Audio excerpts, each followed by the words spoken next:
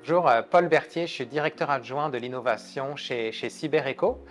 Donc moi, mon background est vraiment en cybersécurité. J'ai une maîtrise en cybersécurité de l'École polytechnique où je me suis spécialisé dans la sécurité des infrastructures critiques. CyberEco, c'est un écosystème, c'est une grappe, on regroupe des joueurs qui ont la cybersécurité à cœur au Québec et au Canada.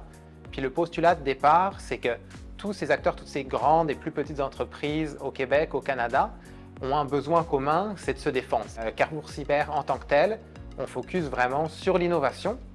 Donc l'innovation à la fois externe, c'est-à-dire les petites entreprises, les startups québécoises qui veulent fournir des outils pour répondre à un manque de l'écosystème, des besoins spécifiques de l'écosystème québécois en cybersécurité.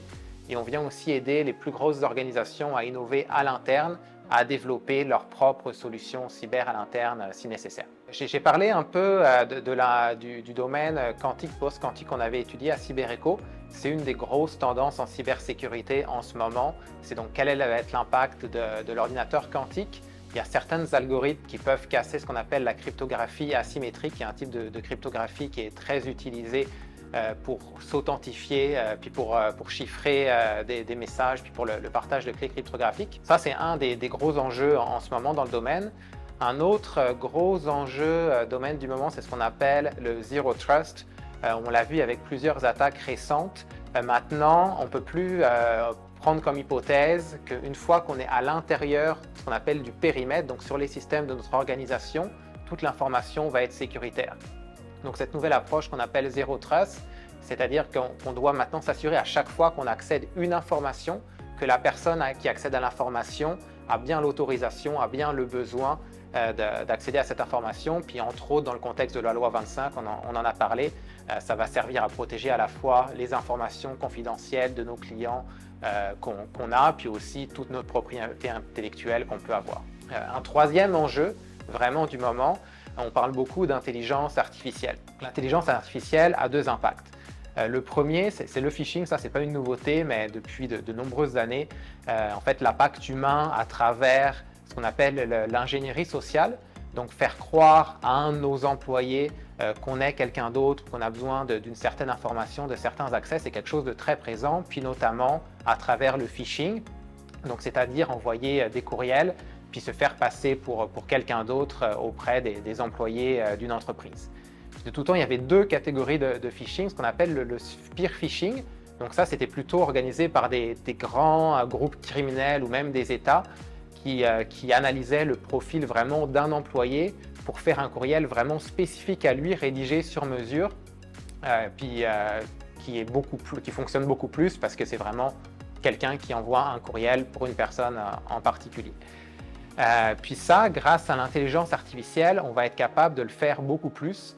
On va être capable de rédiger des courriels qui semblent beaucoup plus légitimes grâce à ce qu'on appelle maintenant les LLM, donc tout ce qui est les chats GPT, l'intelligence artificielle pour la rédaction justement de textes. Donc, alors qu'auparavant, on était capable de détecter du phishing justement parce que les messages étaient parfois mal écrits, pas très convaincant. Ça, c'est ce qu'on appelait plutôt les courriels, les envois de masse. Donc, on crée un courriel qu'on envoie à plein de personnes dans l'organisation en espérant que quelqu'un y réponde.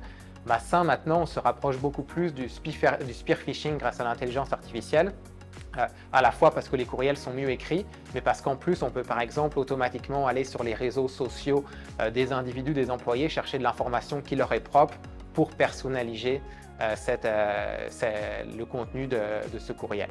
Et pour en fait résoudre puis faire face à ça, la seule solution, c'est vraiment la formation des employés parce que maintenant, les courriels sont mieux. Par contre, ça reste toujours les mêmes techniques, c'est-à-dire se faire passer pour le boss, puis demander des urgences de dernière minute. On est toujours vraiment dans l'urgence, puis on vient toujours d'un supérieur hiérarchique qui demande de la formation de manière immédiate.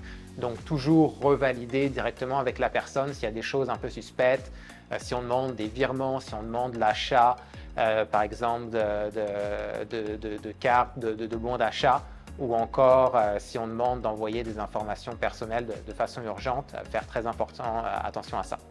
Puis le dernier aspect sur le domaine de l'intelligence artificielle, c'est plus si on utilise l'intelligence artificielle vraiment comme outil dans nos approches d'entreprise.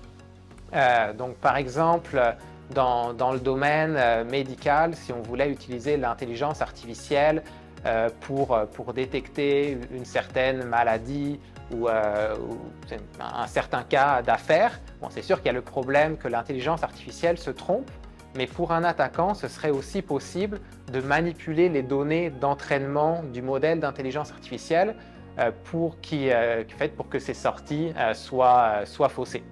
Donc ça, c'est une autre grosse problématique. Notamment, moi, je suis spécialisé dans le domaine des infrastructures critiques.